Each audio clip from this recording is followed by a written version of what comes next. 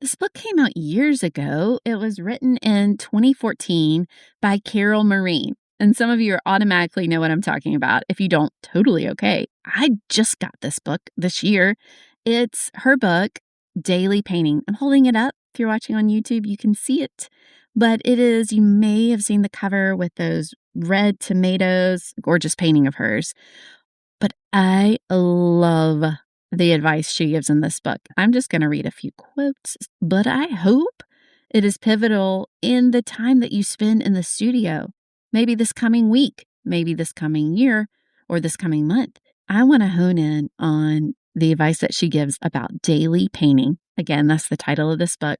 The subtitle is Paint Small and Often to Become a More Creative, Productive, and Successful Artist. And maybe there's just like one of those categories you'd like to be more of. Maybe you'd just like to be more creative. Maybe you would like to be more productive. Maybe you'd like to be more successful, and that you get to define what that looks like. For all of those objectives, daily painting is a pivotal way to get there. So let's talk about some of the advice she gives and how we, including myself, I told you these are lessons I'm learning along the way, how we can apply them today. Let's define daily painting just from the get-go. And she does this really well in her book. Daily painting can be literal. It can be painting every single day. But it also can be that you intentionally are painting, and we'll talk about smaller pieces, in a rhythm that is predictable or intentional, it's probably the best word, for some fabulous outcomes. So, fabulous outcomes of having an intentional daily or somewhat daily practice. And I say somewhat, I don't want you to leave it where you're like, maybe I will, maybe I won't. I really do encourage you to sit down and think, when will I do a smaller piece that's like what she calls a daily painting? Is that going to be Monday, Wednesday, Friday? Is that going to be every Tuesday? Is that going to be every Saturday afternoon? It might look a little more like a weekly practice for you right now.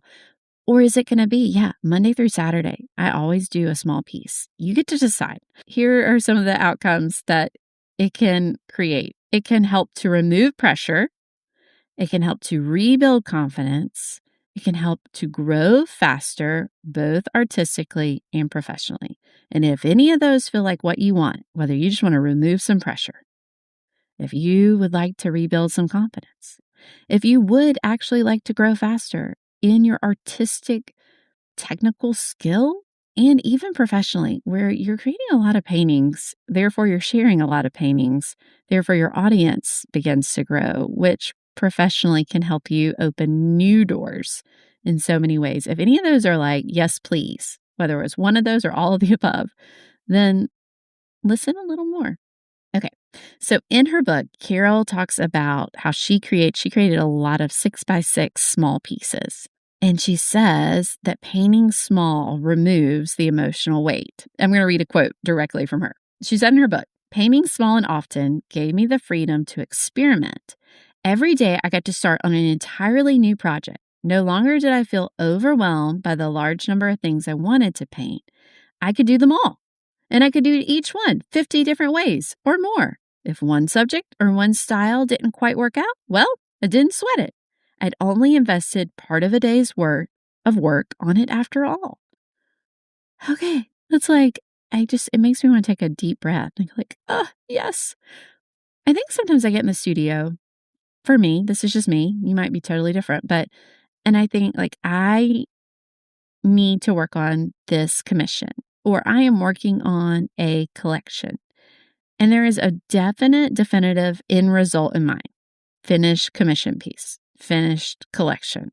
I love the idea of playing, but sometimes that can feel frivolous, or like, am I just doing that because I'm procrastinating? Am I wasting time? Will I run out of time? I might have a very real deadline.